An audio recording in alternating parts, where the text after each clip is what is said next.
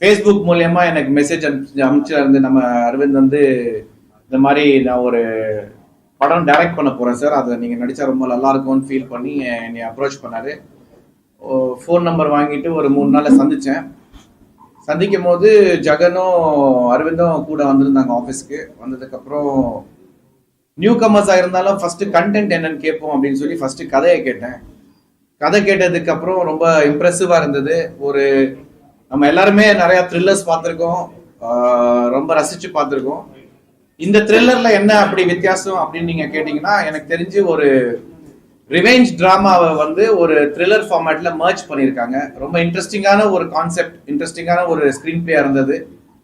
அதுக்கப்புறம் நான் வந்து எனக்கு இருந்த டவுட் வந்து, அரவிந்த் நீங்க இப்போ யாரோடய ஒர்க் பண்ணதில்லை, இண்டிபெண்டன்ட் ஃபிலிம் மேக்கரா இருந்திருக்கீங்க, but how you going to handle this அப்படின்னு கேட்கும்போது, நிறைய ஷார்ட் ஃபிலிம்ஸ் பண்ணியிருக்கேன் சார். 10 வருஷமா நானும் இந்த இண்டஸ்ட்ரியில நிறைய ஃப்ரெண்ட்ஸோட ஒர்க் பண்ணியிருக்கேன், நிறைய ஷூட்டிங் ஸ்பாட் போயிருக்கேன், நிறைய இடங்கள்ல சின்ன சின்ன படங்கள்ல நடிச்சிருக்காரு. அதுக்கு வந்து காரணம் வந்து ஒரு எக்ஸ்பீரியன்ஸ் கெயின் பண்ணுங்கிறதுக்காக தான் அதை பண்ணியிருக்காரு.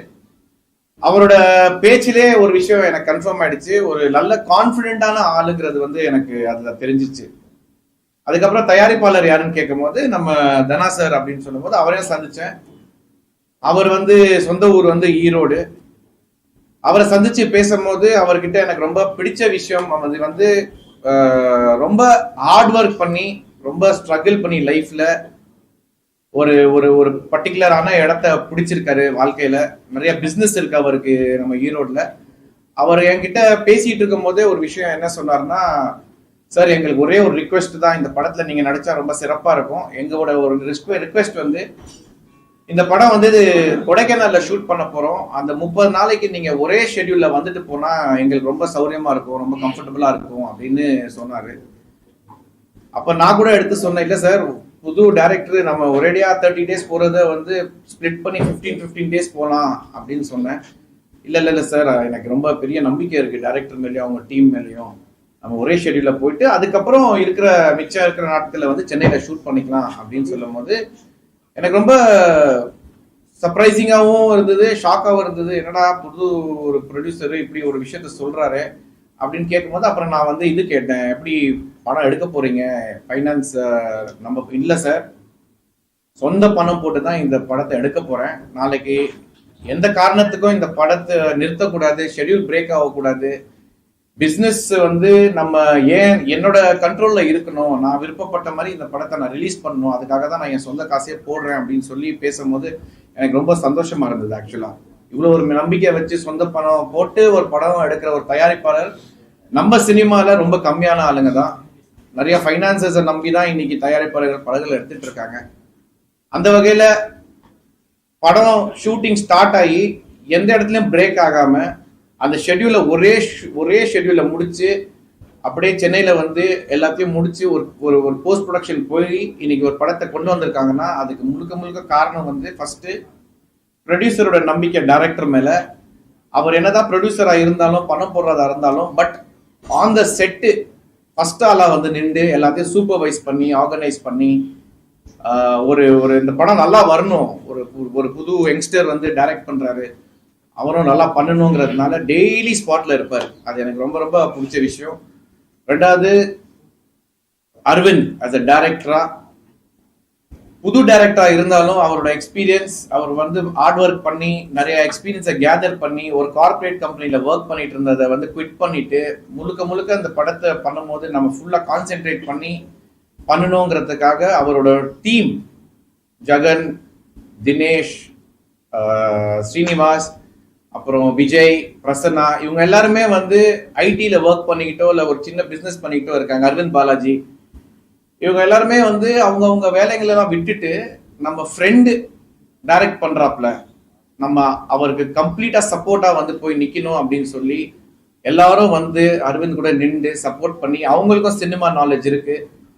டோட்டலா இது வரைக்கும் இப்பவும் இங்கதான் இருக்காங்க அந்த ஃப்ரெண்ட்ஸ் எல்லாருமே. அந்த வகையில இப்படி ஒரு ஃப்ரெண்ட்ஷிப்பை நான் புதுசா என் வாழ்க்கையில நான் சந்திக்கிறேன். ஸோ அரவிந்த் வந்து ரொம்ப லக்கின்னு நினைக்கிறேன் இப்படி ஒரு ஃப்ரெண்ட்ஸ் வந்து அமைஞ்சிருக்கிறது. அதே மாதிரி ஆஸ் அ டைரக்டரா நான் ஃபர்ஸ்ட் 2 days 3 days பார்க்கும் போது ஒரு ப்ரொஃபஷனல் டைரக்டர் ஏற்கனவே 2 படம் 3 படம் பண்ண மாதிரி ஒரு ஆர்கனைசேஷனா இருக்கட்டும், காலிங் த ஷாட்ஸா இருக்கட்டும், எக்ஸ்ட்ராக்ஷன் ஆஃப் பர்ஃபார்மன்ஸா இருக்கட்டும், எல்லாமே வந்து ரொம்ப ப்ரொஃபஷனலா ஹேண்டில் பண்ணாப்ல. அந்த வகையில வந்து எனக்கு ரொம்ப ரொம்ப ஹாப்பியா இருந்தது. பிகாஸ் எனக்கும் இது ரொம்ப முக்கியமான படம். ஏன்னா வாரிசுக்கு அப்புறம் எனக்கு திருப்பி ஒரு கம்பேக் மாதிரி இருந்தது வாரிஸ். அதுக்கப்புறம் நம்ம ரொம்ப கவனமா படங்களை செலக்ட் பண்ணி நல்ல டைரக்டர்ஸ் கூட ஒர்க் பண்ணுங்கிற ஒரு எண்ணத்துல இருக்கும்போது இந்த படம் அரவிந்த் பண்றத எனக்கு ரொம்ப சந்தோஷமா இருந்தது. அதே நேரத்துல ஜகன் இந்த படத்தோட ஸ்டோரி ஸ்கிரீன் பிளே எழுதியிருக்காப்ல. பாக்குறதுக்கு ரொம்ப சுட்டி சின்ன பையன் மாதிரி தெரியலாம். பட் பயங்கரமான பிரெய்னி ஃபெலோ. ரொம்ப நாலேஜ் தான பர்சன். அவன் ஆக்சுவலா நிறைய படங்கள் பார்ப்பாரான்னு தெரியல.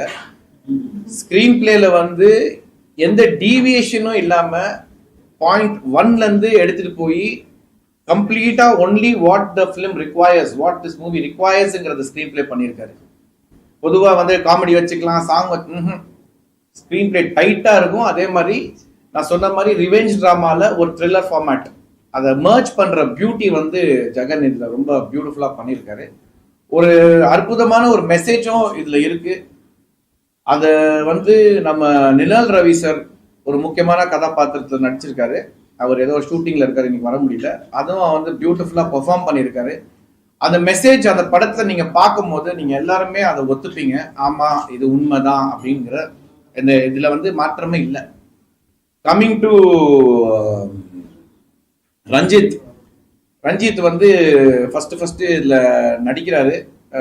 நல்ல ரோல், படம் முழுக்க இருப்பாரு. 20 days ஒர்க் ஷாப் பண்ணி ரிஹர்சல் பண்ணி ஸ்பாட்ல டிஸ்கஷன் இருக்கக்கூடாது, எதுவுமே கன்ஃபியூஷன் வரக்கூடாதுங்கிறதுனால அவருக்கும் வந்து ஒரு ஹோம்ஒர்க்லாம் பண்ணி ஒர்க் ஷாப்லாம் பண்ணி கூட்டிட்டு வந்து நான் கடைசியா படம் பார்க்கும் போது யாருக்குமே இது ஒரு நியூ கமரா தெரியல. ரொம்ப யதார்த்தமா நடிச்சிருந்தாரு. So all the best Ranjith for your debut. And of course நம்ம ஜீவா ரவி சாரை பற்றி நான் சொல்லணும்னு அவசியமே இல்லை. எத்தனையோ படங்கள்ல சிறப்பாக நடிச்சிருக்காரு. சில படங்கள்ல வந்து சில காட்சிகள்ல வந்து அற்புதமா அவரோட எமோஷன்ஸை வெளிப்படுத்திருக்காரு. அதே மாதிரி இந்த படத்துலயும் அவருக்கு வந்து கொடுத்த ரோலை அவர் அண்டர்ஸ்டாண்ட் பண்ணி ஜேம்ஸ்ங்கிற கேரக்டர் நினைக்கிறேன், கரெக்டா சார்? ஜேம்ஸ்ங்கிற கேரக்டரை பியூட்டிஃபுல்லா புரிஞ்சு அதுக்கு எந்த அளவுக்கு என்ன மீட்டர்ல பெர்ஃபார்ம் பண்ணா டெலிவர் ஆகும், கன்வே ஆகுங்கிறத ரொம்ப அற்புதமா பண்ணியிருக்காரு. அதுல ஒரு எமோஷனல் சீனை வேற ரொம்ப பியூட்டிஃபுல்லா ஆக்ட் பண்ணியிருக்காரு. Thank you Jeeva sir for coming in to this film. கடைசியா வேற யாரும் இல்லை, நம்ம ஹீரோயின் நிரா. இவங்க வந்து டெலிவிஷன்ல இருந்து மாடலிங் போயிருக்காங்க. மாடலிங்ல யூஎஸ்ல எல்லாம் போய் கவர் பேஜ்ல எல்லாம் அப்பியர் ஆயிருக்காங்க. பட் எங்களுக்கு என்னன்னா, ஒரு நீ போதும் அப்படின்னு ஒரு மியூசிக் ஆல்பம் லான்ச் ஆச்சு. அந்த லான்ச் ஆல்பம் பார்த்ததுக்கு அப்புறம் தான் நான் அரவிந்த் சார்கிட்ட சொன்னேன், இந்த மாதிரி நம்ம ரோல் நம்ம படத்துக்கு கரெக்டா இருப்பாங்களான்னு பாருங்க. பிகாஸ் நீங்களும் புதுசு, நீங்க புது ஃபேஸுக்கு போறதை விட ஒரு எக்ஸ்பீரியன்ஸ்டான, அதாவது இதுக்கு முன்னாடி மாடலிங் பண்ணியிருக்காங்கன்னா கண்டிப்பா ஸ்டேஜ் ஃபியர் இருக்காது, க்ரௌட் ஃபியர் இருக்காது, கேமரா ஃபியர் இருக்காது. அதுக்கப்புறம் ஒரு மியூசிக் ஆல்பம் போய் யூஎஸ்ல தனியா அவங்களே ப்ரொடியூஸ் பண்ணி ஷூட் பண்ணி எடுத்துட்டு வந்திருக்காங்கன்னா தட் ஷோஸ் அவங்க எவ்வளோ டெடிக்கேட்டடா இருக்காங்க, அவங்க எவ்வளோ லைஃப்ல முன்னேறணுங்கிற ஒரு எண்ணத்தோட இருக்காங்கிறத புரிஞ்சுக்கிட்டு அதை நம்ம சொன்னோம். அரவிந்த் சாரும் அதை பார்த்து நம்ம படத்துக்கு இவங்க கரெக்டா இருப்பாங்க சார் அப்படின்னு சொல்லி அவங்கள சூஸ் பண்ணி கொண்டு வந்து அஃப்கோர்ஸ் அவங்க ரோலை வந்து அவங்க பியூட்டிஃபுல்லா பெர்ஃபார்ம் பண்ணியிருக்காங்க. My best wishes for Nira. இந்த படத்துக்கு அப்புறம் நீங்க நிறைய படங்கள் பண்ணணும், நல்லபடியா ஃப்ளரிஷ்டா ஒரு பெரிய ஹீரோயின் ஆகணும். And I'm very very happy as an actor to be associated with this team. And கடைசியா நம்ம ஜான் நம்மளுக்கு ஃபேமிலி மாதிரி. நான் எந்த படம் பண்ணாலும் அவருக்கு தெரியாம நான் பண்ண மாட்டேன். எது இருந்தாலும் அவருக்கு டிஸ்கஸ் பண்ணி தான் நான் பண்ணுவேன். பிகாஸ் அவர் ஸ்ட்ரெயிட்டா என் ஃபேஸ்ல வந்து இது நல்லா இல்லை, இது பண்ணாதீங்க, பண்ணா நான் வந்து பேச மாட்டேன் இப்படிலாம் கோச்சுப்பாரு. அந்த நேரத்துல அந்த டைம்ல நான் கூப்பிட்டு ஜான்ட்ட, அதுவும் அந்த வாரிசுக்கு அப்புறம் it was more particular that இதுக்கப்புறம் நம்ம எங்கேயும் தவறு பண்ணக்கூடாது ஜி அப்படின்னு சொல்லி என்னை வந்து இவ்வளோ இந்த அளவுக்கு கூட இருந்து இந்த படம் பண்ண போகும்போது நான் சொன்னேன், இந்த பயங்கரமான சப்போர்ட் தேவைப்படும் ஜான், நீங்க தான் ஃபுல் அண்ட் ஃபுல் பண்ணணும் அப்படின்னு சொல்லும் போது இப்போ வரைக்கும் டே 1ல இருந்து இப்போ வரைக்கும் என் கூட இருந்து இந்த படத்துக்காக சப்போர்ட் பண்ணி இதெல்லாம் ஆர்கனைஸ் பண்ணதுக்கு ரொம்ப ரொம்ப தேங்க்யூ ஜான். ஆனா இன்னைக்கு கூட இந்த வேலை முடியல ஜான், மார்ச் 7 முடியாது ஜான், அதுக்கப்புறமா 2 வாரம் வேலை இருக்கும். அதுக்கு என்ன கேஷ் கீஸ் எதுனா ப்ரொடியூசர்கிட்ட வாங்கிக்கோங்க. ஸோ எஸ், ஏன் இந்த எல்லாரையும் நான் ஏன்னா இங்க இருக்கிற எல்லாருமே ரொம்ப பாசிட்டிவான பீப்புள், ரொம்ப நல்ல மனசோட இருக்கிற ஒரு ஹியூமன் பீயிங்ஸ். ஸோ நான் ஒர்க் பண்ணும்போது ஒரு விஷயம் டெய்லி இருந்தது என்ன அப்படின்னா, எல்லாருடைய பாசிட்டிவிட்டி வைப்ரேஷன் வந்து it was throughout the film. So thank you so much Aravind sir and Dhana sir for giving me this opportunity. And press எப்போதுமே ஒரு சாஃப்ட் கார்னர் என் மேலே இருக்கும். என்னை எப்போதுமே சப்போர்ட் பண்ணியிருக்கீங்க, கைட் பண்ணியிருக்கீங்க, பாராட்டியிருக்கீங்க. அதே நேரத்தில் சில நல்ல நண்பர்கள் எங்க தப்பாச்சு, இதை எப்படி கரெக்ட் பண்ணிக்கணும் அப்படிங்கிறத கைட் பண்ணியிருக்கீங்க. கண்டிப்பாக அஸ்திரம் படத்தை நீங்கள் சப்போர்ட் பண்ணுவீங்க, என்கரேஜ் பண்ணுவீங்க. அந்த புது டீமை வந்து நல்லபடியாக சப்போர்ட் பண்ணி என்கரேஜ் பண்ணி சக்ஸஸ்ஃபுல் ஆக்குவீங்கன்னு நான் நம்புகிறேன். இங்கே வந்த எல்லாருக்கும், உங்கள் எல்லாருக்கும் ரொம்ப ரொம்ப தேங்க்ஸ். இது ஒரு இன்டென்ஸான த்ரில்லர், ஒரு புதுசாக ஒரு ட்ரை ஸ்க்ரீன் பிளேல பண்ணியிருக்கேன். டேரக்டர் சப்போர்ட்டோட ஷாம் சார் ரொம்ப நல்லா ஆக்ட் பண்ணியிருக்காரு, ஒரு சட்டிலான பர்ஃபார்மன்ஸ் கொடுத்துருக்காரு. ப்ரொடியூசர் கிட்ட இருந்தும் அவரோட பையன் கிட்ட இருந்தும் ரொம்ப பெரிய சப்போர்ட் கிடைச்சிருக்கு. ஹீரோயின் மேம் ரொம்ப நல்லா ஆக்ட் பண்ணியிருக்காங்க, அவங்களும் ஒரு சட்டிலான பர்ஃபார்மன்ஸ் கொடுத்துருக்காங்க. ஸோ ஹீரோயினாலே இந்த கிரிஞ்ச் அப்படின்ற ஒரு விஷயம் இருக்கும், அது இல்லை அவங்க கிட்ட. ஸோ அதனால தைரியமாக அந்த படத்தை பார்க்கலாம். ஜீவா ரவி சார் வந்து டேரக்டர்ஸ் ஆக்டர் அப்படின்னு சொல்லலாம். எத்தனை வாட்டி டேக் கேட்டாலும் டேரக்டர் கேட்டாலும் அதை சலிக்காம பண்ணுவார். ஸோ அவரும் ரொம்ப நல்ல ஒரு நல்ல ரோல் ஒன்று பண்ணியிருக்காரு. தேங்க்யூ ஸோ மச் சார் எங்களுடைய சப்போர்ட்டுக்கு. அண்ட் March 7th படம் ரிலீஸ் ஆகுது, நீங்களாம் பார்த்து சப்போர்ட் பண்ணணும். தேங்க்யூ. எல்லாருக்கும் வணக்கம். அரவிந்த் மட்டும் இல்லை, எனக்கும் இது இதான் ஃபர்ஸ்ட் படம். நான் ஒரு படம் அப்படி நினைச்சு போனால் தான் ஏதாவது பண்ண முடியும். அண்ட் ஒருவர் வந்து ரொம்ப சந்தோஷம்னா, ரெண்டு பக்கம் வந்து ரெண்டு பெரிய பெர்ஃபார்மன்ஸ், ரெண்டு பெரிய சீனியர்ஸ் ஒன்று. ஷாம் சார் இந்த பக்கம், அந்த பக்கம் நெல்கல் ரவி சார். பட் ஷாம் சாரோட நடிக்கிறதுக்கு எனக்கு பிளெஸிங் இல்லை இந்த படத்தில். ஸோ காம்பினேஷன் இல்லை. ரவி அண்ணாவோட நடிச்சிட்டேன், ஒரு 2 சீன் 3 சீன் பண்ணோம். ஸோ அது ஒரு குறிப்பிட்ட ஒரு குடும்பமாக அதை நடித்து முடிச்சிட்டோம். ஹீரோயின் கூட நடிக்கிறதுக்கும் காம்பினேஷன் இல்லை. பட் இருந்தாலும் எனக்கு வந்து நார்மலாக வந்து ஒரு அப்பா ரோல் தான் அந்த படத்தில். பட் ஒரு டிஃப்ரெண்ட்டான அப்பாவை நீங்கள் பார்ப்பீங்க, ஒரு எமோஷனல் ஃபாதர். எனக்கு ரொம்ப பிடிச்சது. அதுக்கு அரவிந்துக்கும் ப்ரொடியூசர் சாருக்கும் ரொம்ப தேங்க்ஸ் சொல்லிக்கிறேன். ஸோ கொடைக்கானலில் நாங்கள் இருந்த அந்த 8 நாளோ 9 நாளோ வந்து எனக்கு ரொம்ப ரொம்ப என்ஜாயபிள். மிருதனுக்கு அப்புறம் இது ஒரு பெரிய மெமரி எனக்கு இருக்கும். அண்ட் சமீபத்தில் அந்த விடாமுயற்சி பண்ண 13 நாள் பேங்காக்ல இருந்தேன். அந்த ஹாப்பினஸ் வந்து எனக்கு இருந்தது வந்து ரொம்ப சூப்பராக இருந்தது. அதை விட ஒரு 10 மடங்கு ஹாப்பினஸ் வந்து எனக்கு இந்த டீம் கொடுத்தாங்க. ப்ரொடியூசர்ஸ் சரி, ஆக்டர்ஸ் சரி, எல்லாருமே கொடுத்தாங்க. ஏன்னா அவர் சொன்னார், நிறைய எவ்வளோ டேக் கேட்டாலும் கொடுத்துருவாங்கன்னா அவ்வளோ டேக் வாங்கியிருக்கோன்னு தான் அர்த்தம், வேற ஒன்றுமே இல்லை. அண்ட் ஒருவர் வந்து இட்ஸ் வெரி நைஸ் மூவி.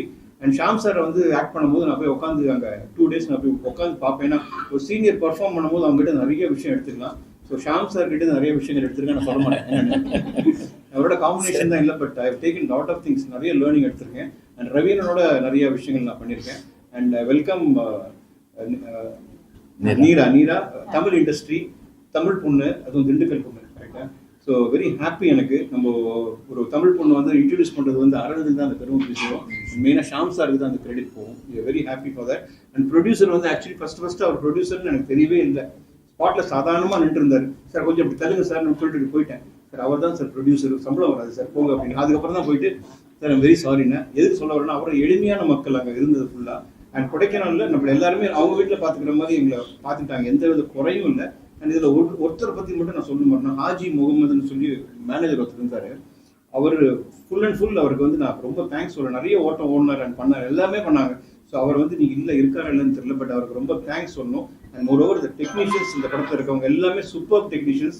எல்லாருக்கும் என் மனமார்ந்த வாழ்த்துக்கள். அண்ட் ஷாம் சார் அவரோட கம்பேக் வந்து வாரிசுலேயே வந்து அவர் கம்பேக் இல்லை, எப்போ அவர் வந்துட்டு திருப்பி அவர் வரணுன்றதே இல்லை. ஷாம் சார்னா எல்லாருக்குமே தெரியும்.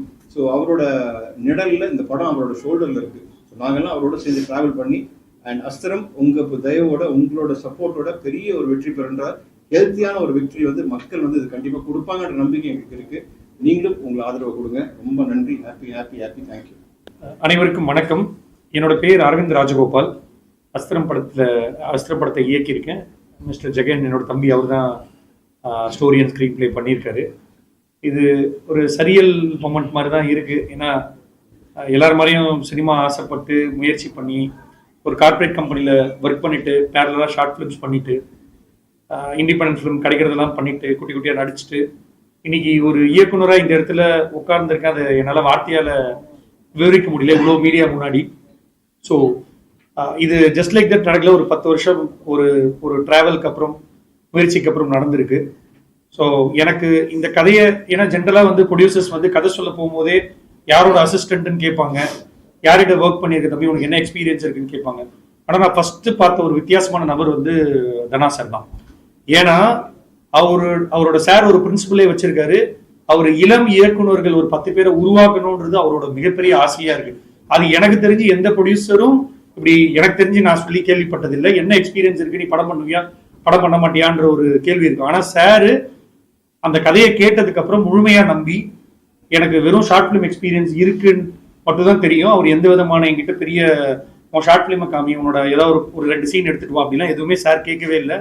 அந்த கதையை மட்டுமே நம்பி, நான் சொன்ன கதையை நம்பி, என் வார்த்தையை நம்பி சார் வந்து என்னை நம்பி இன்வெஸ்ட் பண்ணது வந்து என்னை பொறுத்த வரைக்கும் அது ஒரு சாதாரண விஷயம் இல்லைன்னு நான் நினைக்கிறேன் இந்த காலகட்டத்தில். ஏன்னா எவ்வளோ அசிஸ்டன்ட் டைரக்டர்ஸ் பெரிய பெரிய டைரக்டர்ஸ் கிட்ட ஒர்க் பண்ணிட்டு still they are struggling to get single producer. அந்த ஃபர்ஸ்ட் படம் வாய்ப்பு கிடைக்கிறது எவ்வளோ கஷ்டம்ன்றது இங்கே இருக்கிற எல்லாருக்கும் தெரியும். அது எனக்கும் இருந்தது. ஆனால் வந்து சார் மூலமா அந்த வாய்ப்பு கிடைச்சி இன்னைக்கு இங்கே உட்கார்ந்து இருக்கிறது எனக்கு ரொம்ப சந்தோஷமா இருக்கு. இந்த சமயத்தில் சாருக்கு ஒரு மிகப்பெரிய நன்றியை தெரிவிச்சுக்கிறேன். ஸோ அவங்களுக்குள்ளவே அவரோட சன் ரஞ்சித் எல்லாமே இந்த படம் உருவாகத்திற்கு ஒரு முக்கிய காரணமா என்னை நம்பி இது வரைக்கும் நான் கேட்டதெல்லாம் கொடுத்துருக்காங்க. அதனாலதான் வந்து இவ்வளவு தூரம் வந்திருக்கு. ஸோ அதையெல்லாம் விட எல்லாமே அமைஞ்சிருச்சானா ஒரு படத்துக்கு ஒரு ஹீரோ கிடைக்கிறது இன்னைக்கு அதை விட ரொம்ப கஷ்டமான விஷயமா இருக்கு. ஏன்னா சில ஹீரோக்கள் கிட்ட நான் 6 மாசம் கதை சொல்றதுக்கெல்லாம் வந்து ஃபாலோ பண்ணி 6 மாசம்லாம் ஆயிருக்கு அவங்களை மீட் பண்ணி கதை சொல்றதுக்கெல்லாம். அப்படி இருக்கும்போது நான் வெறும் சோசியல் மீடியால ஒரு அமிச்ச மெசேஜை பார்த்துட்டு சார் எனக்கு ரிப்ளை பண்ணி இமிடியேட்டா 2 நாள் என்னை கூப்பிட்டு கதை கேட்டு ஓகே பண்ணி அடுத்த லெவலுக்கு கொண்டு போனாரு. ஒன்லி சார் அந்த கதை மேல வச்ச நம்பிக்கையும் என் மேல வச்ச நம்பிக்கையும் அதை நிறைவேற்றிருக்கேன் நான் நம்புறேன் சார். ஸோ இந்த படத்துல வந்து நான் நன்றி சொல்லணும் அப்படின்னா என் பின்னாடி அவ்வளோ பேர் நின்றுருக்காங்க. நான் பேர் சொல்ல ஆரம்பிச்சேன்னா போயிட்டே இருக்கும். ஆனா எனக்கு அவ்வளோ பெரிய சப்போர்ட்டை வந்து, ஏன்னா எனக்கு எந்தவித சினிமா பேக்ரவுண்டும் கிடையாது. ஒன்லி ஒரு ஐடி கம்பெனியில வேலை பார்த்துட்டு ஒரு சினிமா ஆசையில வந்த ஒரு ஆள் தான் நான், சாதாரண ஆள் தான். அப்படி இருக்கிறவனுக்கு கூட வந்து அவ்வளோ பேர் வந்து எனக்கு வந்து என் டைரக்ஷன் டீம்ல வந்து சப்போர்ட் பண்ணியிருக்காங்க. என்னோட அசோசியேட் டைரக்டர்ஸ் எல்லாமே அவங்களுக்கு சினிமா நாலேஜ் இருக்க தவிர அவங்களுமே எங்கேயும் ஒர்க் பண்ணதே கிடையாது. என் கூட ஷார்ட் பிலிம் பண்ண அனுபவம் மட்டுமே, அந்த அனுபவத்தை வச்சு மட்டும் என் கூட அவ்வளோ பேர் வந்து நின்றுருக்காங்க. அவங்களோட உழைப்பு வந்து வார்த்தையால சொல்ல முடியாது, அவ்வளோ தூரம் எனக்கு சப்போர்ட் பண்ணியிருக்காங்க. ஸோ அவங்களுக்கு இந்த சமயத்தில் எனக்கு மிகப்பெரிய சாரே ஆல்ரெடி எல்லாரும் பேருமே சொல்லிட்டாரு. அவங்களுக்கு என்னோட மிகப்பெரிய நன்றியை தெரிவிச்சுக்கிறேன். மிஸ்டர் ஜெகன் என்னை நம்பி என் தம்பி கதையை கொடுத்தாரு. அந்த கதையை வந்து நாங்கள் எல்லாருமே சேர்ந்து முழுமையாக வேலை பார்த்து நல்லா பண்ணியிருக்கோம் நம்புறோம். அண்ட் ஜீவாரவி சாரை பற்றி சொன்னார். ஒரு டேக் எனக்கு ஸ்டில் டைம் இல்லை, ஒரே டைமில் 5 ஷர்ட் மாற்றணும், 5 ஷர்ட் மாற்றணும். எனக்கு வேற எந்த ஆர்டிஸ்டாக இருந்தாலும் இமீடியட்டாக பண்ணியிருப்பாங்களான்னு தெரியல. நின்றுக்கிற இடத்துல சட்டையை கழட்டிட்டு 5 தடவை மாற்றினார் சார். ஒரு அந்த ஷார்ட் முடிச்சோடனே 2 நிமிஷம், அடுத்த 2 நிமிஷம், 5 நிமிஷத்துல டைம் இல்லை, முடிய போகுது கால் ஷீட். ஸோ சார் அதை நான் மறக்கவே மாட்டேன் சார், சீரியஸா. ஏன்னா அவ்வளோ பெரிய சப்போர்ட் எல்லாருமே, நேல்கள் ரவி சாரா இருக்கட்டும், ஜீவாரவி சாரா இருக்கட்டும், இப்போ ஹீரோயின் பத்தி வருவோம், எல்லாருமே அவ்வளோ பெரிய சப்போர்ட் கொடுத்துருக்காங்க. மேமும் கதை கேட்ட நாள்ல இருந்து இன்னி வரைக்கும் எந்தவித எதிர்பார்ப்பும் இல்லாம இந்த கதையை மட்டுமே எங்களுக்கு முழு ஆதரவு கொடுத்துருக்காங்க நிரா மேம். அவங்களுக்கும் இந்த படம் ஒரு முக்கியமான படமா இருக்கும் நான் நம்புறேன். ஸோ இது இல்லாம எனக்கு பெரிய பக்கபலமா இருந்த சில பேரை மட்டும் நான் சொல்லி முடிச்சுக்கிறேன். என்னோட கேமராமேன் மிஸ்டர் கல்யாண் டிஓபி. இன்னைக்கு படம் ட்ரெய்லர் நீங்க பார்த்திருப்பீங்க. அந்த ட்ரெய்லரோட விஷுவல் கிராண்டியர் கொடைக்கானல். ஏன்னா நான் புதுசுன்றதுனால நான் ஒரு விஷயம் ரொம்ப தெளிவா இருந்தேன். சாரிட்டி ஒரு விஷயம் சொல்லிட்டேன், சார் நான் புதுசு, நான் என் ஃப்ரெண்ட்ஸ் நிறைய கேமராமேன் இருக்காங்க, ஆனால் யாரையும் கூப்பிட்டு படம் பண்ண மாட்டேன் சார். ஏன்னா முதல் படம் நான் கரெக்டாக பண்ணணும், அதனால நான் கொஞ்சம் எக்ஸ்பீரியன்ஸ்டு டெக்னீஷியன் தான் சார் போவேன் அப்படின்னு சொன்னதுக்கு சார் அதுக்கான விஷயங்கள் எல்லாமே ஏற்பாடு பண்ணி கொடுத்தாரு. நான் கேட்டது எல்லாமே. Mister Kalyan years did fantastic work. நீங்க ட்ரெய்லர் பார்த்துட்டீங்கன்னா உங்களுக்கு கண்டிப்பா தெரிஞ்சிருக்கும். மியூசிக் டைரக்டர் சுந்தரமூர்த்தி, அவர் வந்து ஐரா 8 தோட்டாக்கள், பொம்மை நாகி நிறைய படங்கள் பண்ணியிருக்காரு.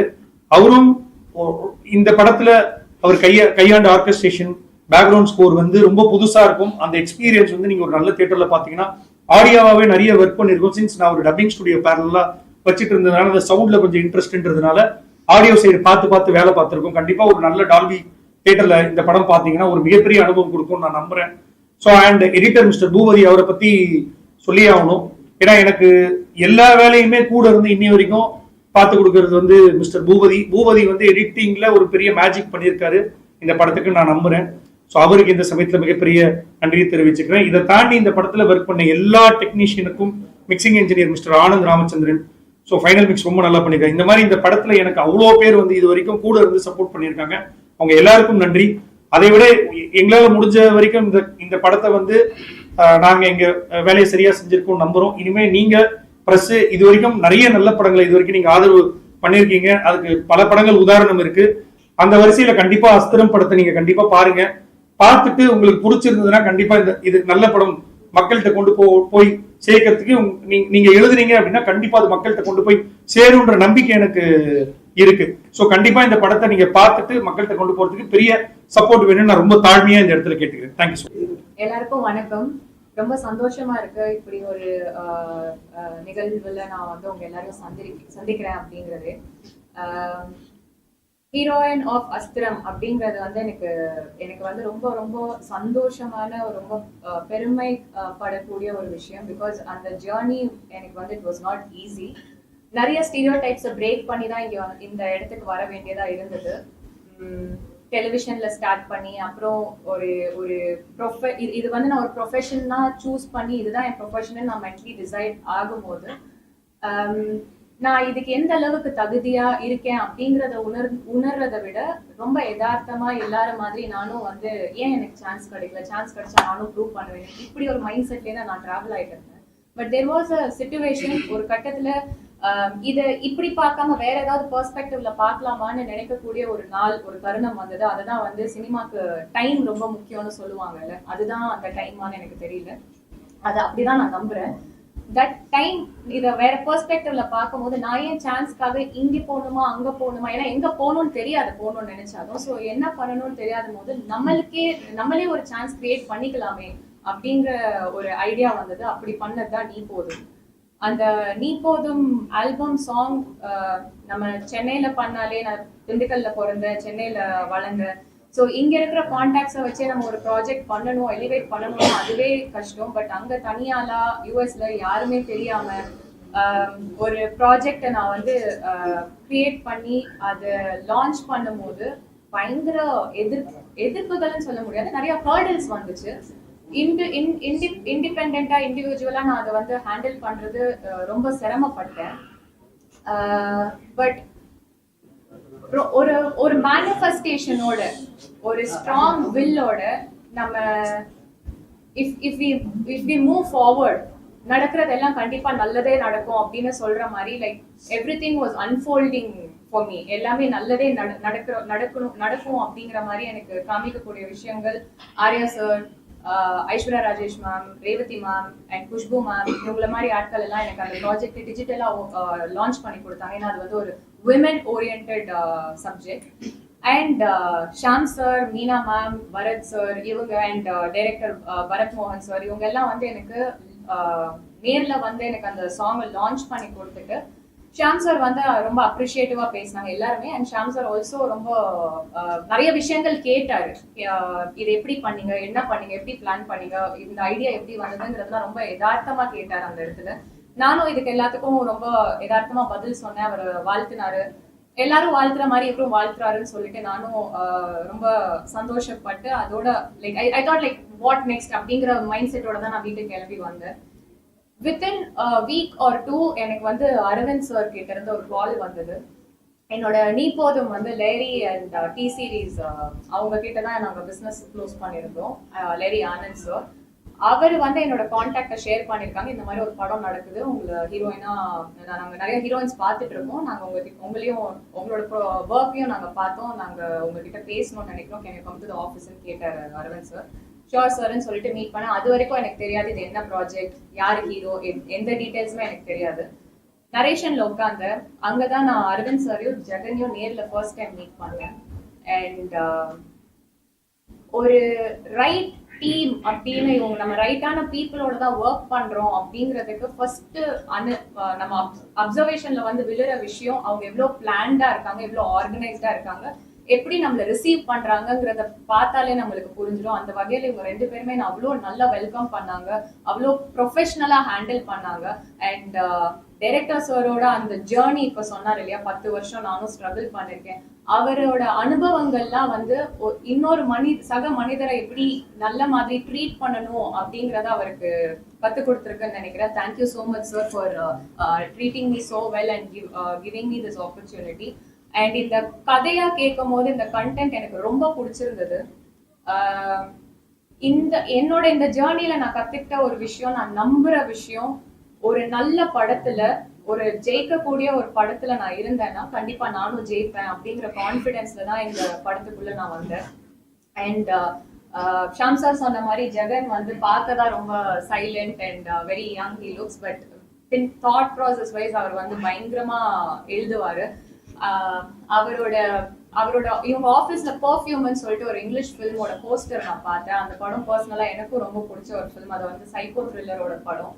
அதை பத்தி நான் கேட்கும் போதே நானும் ஜெகனும் அங்கேயே கிளிக் ஆயிட்டோம். ஸோ அங்கிருந்தே எனக்கு வந்து ஒரு கம்ஃபர்ட் கிடைச்சிச்சு. Okay, it's a very nice team, I can confidently ஒர்க்ங்கிற ஒரு ஃபீலிங் கொடுத்தாங்க.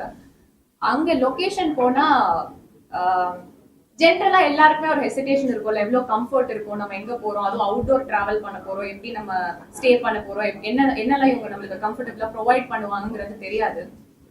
அங்க போய் பார்த்தா ப்ரொடியூசர் சார் வந்து அங்க ஒரு ஹோம்லி ஆம்பியன்ஸே செட் பண்ணி வச்சிருக்காரு. I never felt left out anywhere. எங்கேயுமே தனிமையா ஃபீல் பண்ணல, அன்சேஃபா ஃபீல் பண்ணல. அந்த செக்யூரிட்டி தான் எல்லா ஆக்டர்ஸ்க்குமே ரொம்ப இம்பார்ட்டன்ட். ஏதாவது ஒண்ணு குறையுது அப்படின்னா, ஏதாவது ஒண்ணு மிஸ் ஆகுது அப்படின்னா நம்மளுக்கு ஒரு ஸ்ட்ரெஸ் வரலாம்,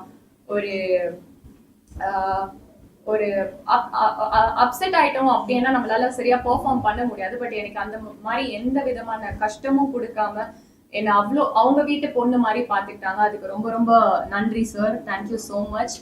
மார்ச் 7 இந்த படம் வந்து அஸ்திரம் படம் ரிலீஸ் ஆகுது. கண்டிப்பா ஒரு த்ரில்லர் ஃபார்மேட்ல ஒரு இன்ட்ரெஸ்டிங்கான ஸ்கிரீன் பிளேயோட இந்த படம் வந்து முழுசா ஒரு நல்ல படமா அமைஞ்சிருக்கு.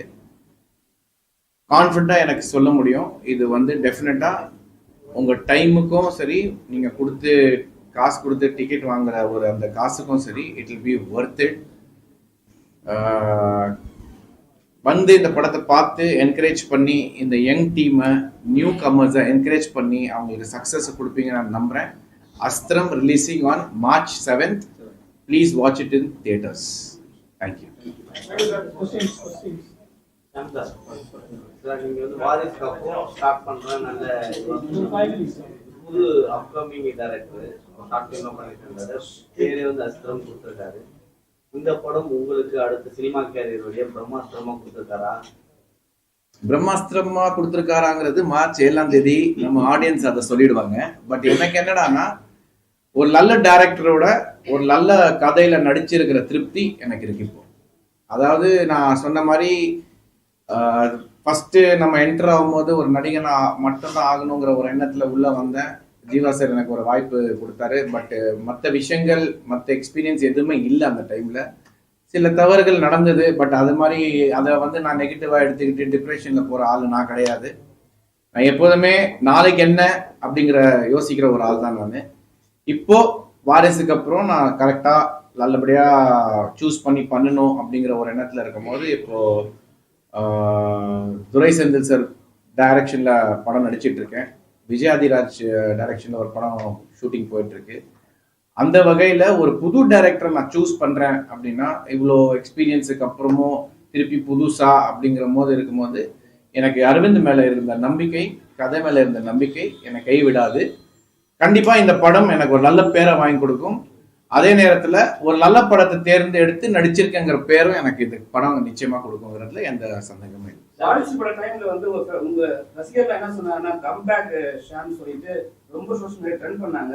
அந்த நேரத்துல வந்து உங்களுக்கு என்ன தோணுச்சு? ஏன்னா அதுக்கு முன்னாடி வந்து உங்களை வந்து யாரும் வந்து மேக்ஸிமம் பேசல. வாரிசுல நடிக்கும் போது எல்லாம் உங்களுக்கு பேச ஆரம்பிச்சிட்டாங்க. அதுக்கப்புறம் ஏன் சார் இந்த டிலே, இவ்வளவு டிலே? அதுதான் இப்போ ஃபர்ஸ்ட் 12 வீக் அப்புறம் 4 படம் இமீடியட்டா சைன் பண்ணேன். அந்த தவிர இப்போ நான் பண்ணக்கூடாதுங்கிறதுல ரொம்ப கிளியரா இருக்கேன். ஒரு படம் பண்ணாலும் கரெக்டான படம் பண்ணலான்ட்டு. இப்போ நான் வாரிசுக்கு அப்புறம் கோலி சோடான்னு ஒரு வெப் சீரிஸ் விஜய் மில்டன் டைரக்ஷன்ல பண்ணியிருக்கேன். அது ஹாட்ஸ்டார்ல ரிலீஸ் ஆயிடுச்சு. அதுக்கப்புறம் இப்போ அஸ்திரம், நொடிக்கு நொடி, அப்புறம் துரை செந்தில் சாரோட இயக்கத்துல ஒரு படம். இந்த எல்லா படமும் சிறப்பா இருக்கும், நல்ல படமா இருக்கும், நல்ல டைரக்ஷனா இருக்கும். என்னோட ரோலும் என்னோட பெர்ஃபார்மன்ஸும் ரொம்ப நல்லா இருக்குங்கிறதுல எனக்கு எந்த நம்பிக்கை, எந்த டவுட்டும் இல்லை. அதே நேரத்தில் தெலுங்குலையும் நடிக்கிறேன், கன்னடாலையும் நடிக்கிறேன். ஸோ இது வந்து போயிட்டு தான் இருக்கு. 6 கேண்டில் நீங்க வந்து உங்க உடம்ப வருத்தி ஒரு ஆக்டிங் கொடுத்துருப்பீங்க. இதுல வேற ஸ்பெஷல் வச்சிருக்கீங்களா இந்த படத்துல? இதுல அந்த மாதிரியான ஒரு ஸ்கோப்போ இல்ல பெர்ஃபார்மன்ஸ் டிமாண்ட் அப்படி கேட்கல. பட் என்னன்னா, படம் முழுக்க இவங்க சொன்ன மாதிரி ஷாமோட ஷோல்டர்ல இந்த படத்தை கேரி பண்ற அளவுக்கு அந்த ஸ்கிரீன் பிளே இருந்தது. ஸோ அதுல நான் ரொம்ப கவனமா இருந்தேன். என்னை நம்பி இந்த படத்தை இவ்வளோ இவ்வளோ எல்லா சீனையும் நான் தான் கேரி பண்ணணும் அப்படிங்கிற ஒரு விஷயத்த ஃபோக்கஸ் பண்ணி, நல்ல வேளை எனக்கு ஒரு விஷயம் என்ன அமைஞ்சதுன்னா இந்த படத்துல ஒரே டைம்ல ஷூட் பண்ணதுனால வேற எந்த டீவியேஷனோ டிஸ்ட்ராக்ஷனோ வேற ஒரு ஷூட்டிங் போயிட்டு வந்து இங்க அட்டன் பண்ற மாதிரி இல்லாம இந்த படத்தை முழுக்க முழுக்க ஒரே ஷெட்யூல்ல முடிச்சதுனால பார்த்தவங்க சொன்னது என்ன அப்படின்னா, ஷாம் சார் வந்து கரெக்டா அந்த புரிஞ்சுக்கிட்டு எடுத்துட்டு போயிருக்காரு, எங்கேயுமே தப்பு இல்லாம ஒரு டிராப் இல்லாம அந்த ரோலை கரெக்டா பெர்ஃபார்ம் பண்ணியிருக்காரு அப்படின்னு சொல்லி வந்து எனக்கு ரொம்ப சந்தோஷமா இருக்கு. மீடியம் டோல்பி இதெல்லாம் வந்து திருஷா இவங்களாம் சொன்னாங்க, அப்புறம் இது பண்ணாங்க. ஆனா உங்களுக்கு ஹைட்டு, கலரு, அழகு எல்லாமே இருக்கு. எந்த இடத்துல கோட்டையை விட்டுட்டீங்க? கோட்டையை விட்டுட்டேன்னு நான் சொல்ல மாட்டேன். பட் ஃப்ரெண்ட்ஸ் இருந்தாங்களா? இல்ல அது பேச்சு கேட்டு இதுவாயிட்டீங்களா? இல்ல அப்படி கிடையாது. ஆக்சுவலா வந்து எல்லாருக்குமே வந்து ஒரு டைம் அமையணும், வெற்றியும் அமையணும். இப்ப நான் வந்து சினிமாவுக்கு வரும்போது நான் பெரிய ஒரு ஜேர்னிலாம் நான் கிராஸ் பண்ணல. ஒரு 3 இயர்ஸா ட்ரை பண்ண ஒரு பெரிய சந்தர்ப்பம் கிடைச்சது. இப்பவும் வந்து 12B படம்ங்கிறது வந்து எனக்கு மிகப்பெரிய ஒரு டெபியூ வெஹிக்கிள் தான் அது. பட் மற்றவங்க நடிகர்கள்லாம் எடுத்து பார்க்கும்போது பார்த்தீங்கன்னா அவங்க பட்டிருக்கிற கஷ்டமும் அவங்க கோயிங் த்ரூ ஸ்ட்ரகிளும் பார்த்தீங்கன்னா ரொம்ப ரொம்ப கஷ்டப்பட்டிருக்காங்க. ஸோ அந்த கஷ்டத்துக்கு இன்னைக்கு சில பேருக்கு, ஃபார் எக்ஸாம்பிள் சிவகார்த்திகேயனை எடுத்துக்கலாம். அவர் சாதாரணமா வரல. அவர் பல வருஷமா கஷ்டப்பட்டு டெலிவிஷன்ல இருந்து விஜய் டிவியில் ஆங்கர் பண்ணி அப்புறம் டான்ஸ் ஷோ எல்லாம் பண்ணி அதுக்கப்புறம் ஒரு சந்தர்ப்பம் கிடைச்சு அதுக்கப்புறம் வெற்றி அடைஞ்சு இப்போ ஒரு ரேஞ்சுக்கு போயிருக்காரு. அது ஒரு அனுபவத்தை ப்ராப்பரா யூஸ் பண்ணிக்கிட்டாரு அவரு. எனக்கு வந்து கரெக்டா டெபியூ ஆனதுக்கு அப்புறம் ஒரு கைடன்ஸ் இல்லாம இருந்ததுக்கு காரணம் எனக்கு பேக்ரவுண்ட் இல்லை. பட் அதை நான் குறையா சொல்ல முடியாது. எனக்கு அது தெரிஞ்சுதான் நான் சினிமாக்கு வந்தேன். எனக்கு என்ன அப்படின்னா, நான் வந்து ஒரு நல்ல நடிகனா ஆகணும், நல்ல ஒரு இடத்துக்கு போய் சேரணும் அப்படிங்கிற மாதிரி தான் வந்திருக்கேன். அதை நான் வந்து அது ஒரு ஜேர்னியா தான் பாக்குறேன். அப்ஸ் அண்ட் டவுன்ஸ் எல்லாருக்கும் இருக்கும். இல்ல டவுனா இருந்து அப்பா இருக்கும், இல்லைன்னா அப்பா இருந்து டவுனா இருக்கும். என்னோட ஜேர்னில எப்படி இருந்தாலும் ஐ எம் 1%. நான் ரொம்ப நன்றி சொல்லுவேன் கடவுளுக்கு. ஏன்னா எனக்கு கிடைச்சிருக்க ட்ரீம், என் கையில கிடைச்சிருக்கிறது வந்து எல்லாருக்கும் கிடைக்காது. பட் இன்ன வரைக்கும் 22 இயர்ஸா 3 லாங்குவேஜ்ல நான் நடிச்சுக்கிட்டு இருக்கிறது வந்து I think it's gift from God and I'm very thankful. இங்கேருந்து நம்ம எடுத்துட்டு போகலாம். வேற நீங்க ஷோ பண்ணதுல ஜட்ஜா நீங்க இருந்தீங்க, அது கீழே வந்து கன்சர்ன்டா இவரு சிவகார்த்திக் சார். இன்னைக்கு சிவகார்த்திக் அங்க இருக்காரு, இதை எப்படி பாக்குறீங்க? சந்தோஷமா இருக்கு. ஏன்னா அந்த ஷோ நடக்கும் போதே நான் சிவகார்த்திகிட்ட ஒரு தடவை இல்லை 5 தடவை சொல்லியிருக்கேன், இந்த மாதிரி உனக்கு கிஃப்ட் ஆஃப் த கேப், அந்த காமெடி சென்ஸ் எல்லாமே உனக்கு இருக்கு சிவா, கண்டிப்பா உனக்கு ஒரு சான்ஸ் கிடைச்சா நீ வேற மாதிரி டேக் ஆஃப் ஆயிடுவ. 2வது என் வீட்லயும் சரி எல்லார் வீட்லயும் சரி நீ வந்து கிட்ஸை ரொம்ப அட்ராக்ட் பண்ற, அந்த மாதிரிலாம் சொல்லியிருக்கேன். ஸோ இன்னைக்கு அவரோட சக்சஸ் வந்து எல்லாருக்கும் சர்ப்ரைஸா இருக்கலாம். பட் எனக்கு வந்து அது கண்டிப்பா நடக்கும்னு அப்பயே நான் உணர்ந்து அவர்கிட்ட சொல்லியிருக்கேன். அவரே என்னை இப்ப பார்க்கும் போதெல்லாம் வந்து பார்த்து பேசுவாரு. பேசும்போது சொல்லுவார், சார் அன்னைக்கே சொன்னீங்க சார், இந்த கிஃப்ட் ஆஃப் த கேப் மக்களுக்குலாம் பிடிச்சிருக்குங்க, அது இப்போ நடந்துட்டு இருக்கு சார், தேங்க்யூ சார். அதெல்லாம் வந்து சக்சஸ் வந்து it is like how you take it. நம்ம எப்படி எடுத்துக்கிறோம். நான் வந்து குஷியில ஒரு ஃப்ரேம்ல நடிச்சிருந்தேன் விஜய் அண்ணாவோட, கட் பண்ணா நான் அப்போ 2 வருஷத்துக்கு அப்புறம் ஹீரோ ஆனேன். அதெல்லாம் எனக்கு வந்து ஒரு சந்தோஷமான ஒரு பீரியடா இருந்தது. இப்போ சிவகார்த்திகேயன் அந்த மாதிரி பண்றாரு. பட் நான் எப்படி பாக்குறேன்னா, கம்பேரிசன் பண்ணாம நீ உன் வாழ்க்கையில நீ சந்தோஷமா இருக்கியா, நிம்மதியா இருக்கியா, நீ பண்றதுல சந்தோஷம் கிடைக்குதா, ஜஸ்டிஃபை பண்றியா, சினிமாவை வந்து நேசிக்கிறியா அப்படிங்கிறத தான் நான் பார்த்துட்டு இருக்கேன். அந்த வகையில எனக்கு சினிமா இது வரைக்கும் எனக்கு கொடுத்துருக்கிறதுல எனக்கு ரொம்ப சந்தோஷம். ஸ்ட்ரகிள், ஃபைட், பேட்டில் எல்லாருக்கும் இருக்கு. அந்த மாதிரி நானும் அதை பாசிட்டிவா எடுத்து போயிட்டு இருக்கேன். அவ்வளவு.